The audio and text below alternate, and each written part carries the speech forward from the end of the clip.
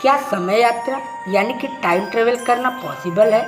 यह एक ऐसा प्रश्न है जो कि हर इंसान के मन में उठता है कि क्या हम समय यात्रा कर पाएंगे? क्या हम अपने अतीत को देख पाएंगे? आप में से बहुत लोग यह भी चाहते होंगे कि काश मैं समय में पीछे जाकर अपनी की हुई गलतियों को फिर से सुधार सकता।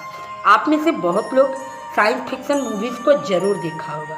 तो क्या असलियत में समय यात्रा किया जा सकता है? इसका जवाब पता करने के लिए आपको इस वीडियो में लास्ट तक बने रहना है। तो हाय गाइस, मैं हूं आदर्श मिश्रा और आप देख रहे हैं यूनिवर्स टीवी इंडिया। तो दोस्तों चलिए शुरू करते हैं।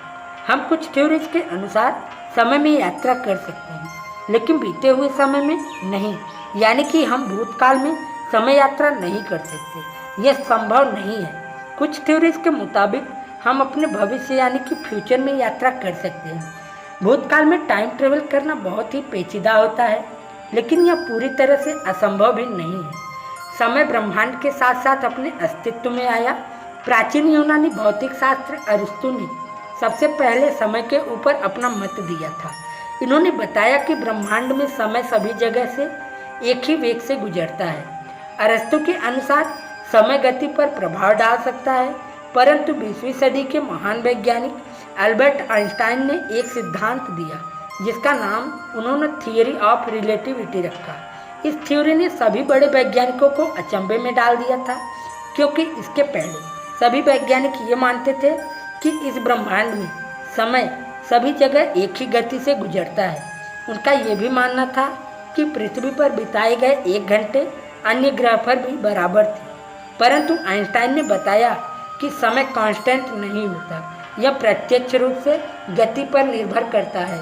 समय और अंतरिक्ष आपस में जुड़े हैं, जिसे हम स्पेस टाइम भी कहते हैं। समय भार पर भी निर्भर करता है और सौरमंडल में मौजूद अधिक द्रव्यमान वाले पिंड टाइम को बेंड कर देते हैं। थियरी ऑफ रिलेटिविटी हमें बताता है कि हमारे ब्रह्मांड की गति सीमा निर्धारित है, जो कि 3 लाख किलोमीटर पर सेकंड है, और हमारे अंतरिक्ष में केवल प्रकाश ही इतनी तेजी से दौड़ सकती है।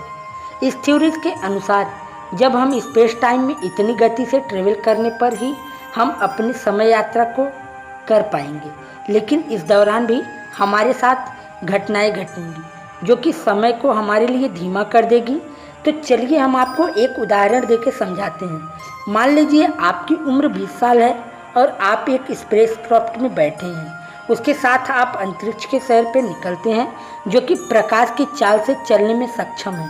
और फिर जब आप केवल 5 साल बिताकर धरती पर वापस आते हैं, तो इस समय आपकी उम्र केवल 25 साल की होगी, लेकिन धरती पर रहने वाले आपके फ्रेंड जो कि अभी तक बूढ़े हो चुके होंगे और उनकी उम्र 70 साल की हो गई होगी। लेकिन ऐसा क्यों?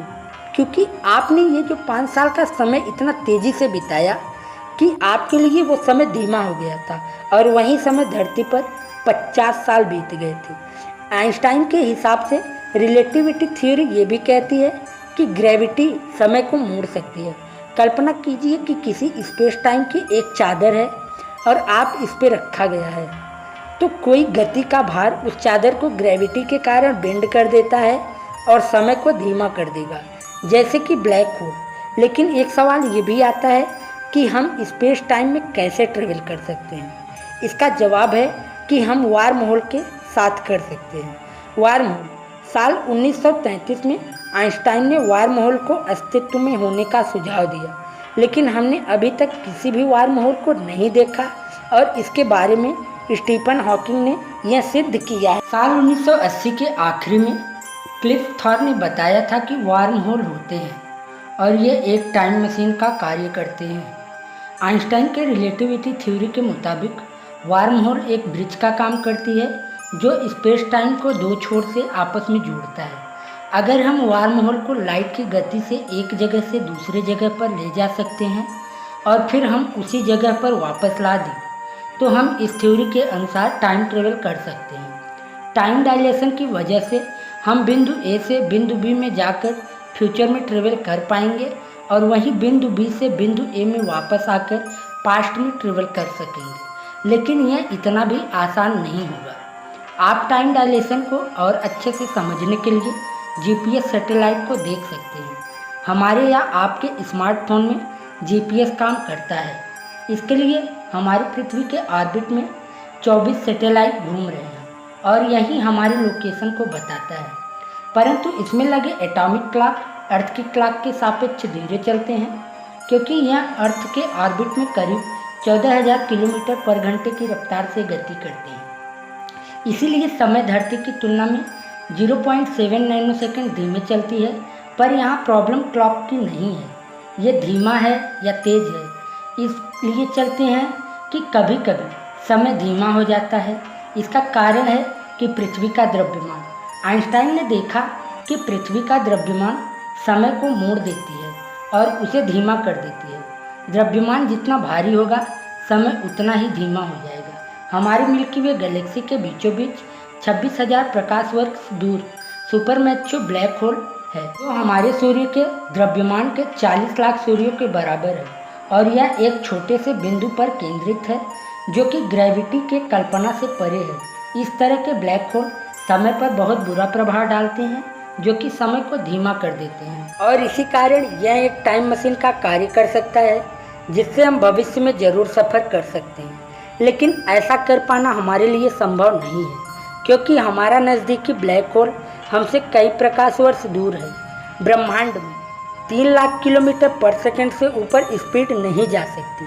पर आप मानो या ना मानो, लेकिन लाइट के स्पीड से समय यात्रा हम जरूर कर पाएंगे। अगर भविष्य में मानव जाति युद्ध के खतरे से जिंदा बच जाती है, तो हम विज्ञान के जरिए समय यात्रा करने के लायक जरूर बन पाएंगे। परंतु समय के साथ साथ हम और भी एडवांस होते जा रहे हैं। फिजिक्स के जो नियम आज हम जानते हैं, वही दिन प्रतिदिन बढ़ती जा रही है। क्वांटम थ्योरी में और गहरी पढ़ाई हमें समय यात्रा करने में मदद करेगी। परंतु अभी आप दुखी मत होइए। आज के प्रेजेंट टाइम में आप टाइम ट्रेवल के ऊपर बनी मूवी या बुक का आनंद उठा सकते हैं। तो दोस्तों, आज के लिए बस इतना ही। अगर आपको वीडियो पसंद आया तो इसे लाइक करें, शेयर करें और साथ ही साथ हमारे चैनल को सब्सक्राइब करके नोटिफिकेशन बेल को ऑन कर ले, ताकि आने वाले वीडियोस के अपडेट आपको सबसे पहले मिले। जय हिंद दोस्तों।